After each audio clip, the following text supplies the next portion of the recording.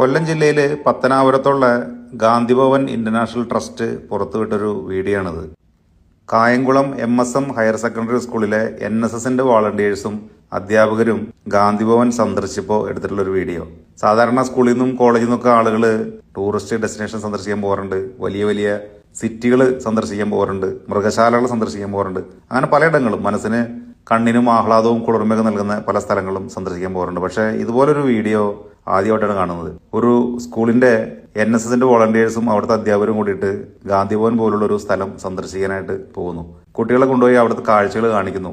പുസ്തകങ്ങളിൽ കൂടെ മാത്രം കിട്ടുന്ന അറിവുകൾ കൂടാതെ ഓരോ മനുഷ്യരും അവരവരുടെ ജീവിതത്തിൽ നേരിട്ട് കണ്ട് അവരുടെ അനുഭവങ്ങളിൽ നിന്ന് അറിയേണ്ട ചില കാഴ്ചകളും അറിവുകളും ഉണ്ട്. അത്തരത്തിലുള്ള ഒരുപാട് അറിവുകൾ നേടാനായിട്ട്, ജീവിതത്തിൽ ഒരുപാട് മൂല്യമുള്ള കാഴ്ചപ്പാടുകൾ ഉണ്ടാവാനായിട്ട് ഇതുപോലുള്ള സ്ഥാപനങ്ങൾ സന്ദർശിക്കുന്നത് ഒരുപാട് ഗുണം ചെയ്യും കുട്ടികളെ സംബന്ധിച്ച്.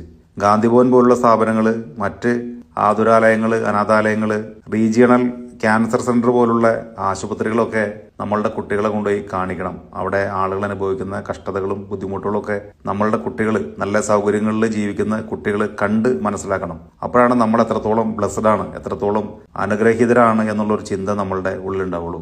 നമ്മളുടെ ഭാവി തലമുറ അവരുടെ കാരണവന്മാരെയൊക്കെ ഇതുപോലുള്ള ഗാന്ധിഭവനുകൾ പോലുള്ള സ്ഥാപനങ്ങളിൽ കൊണ്ടാക്കാതിരിക്കാനായിട്ട് ഇത്തരത്തിലുള്ള സന്ദർശനങ്ങൾ ഒരുപാട് പ്രയോജനം ചെയ്യും.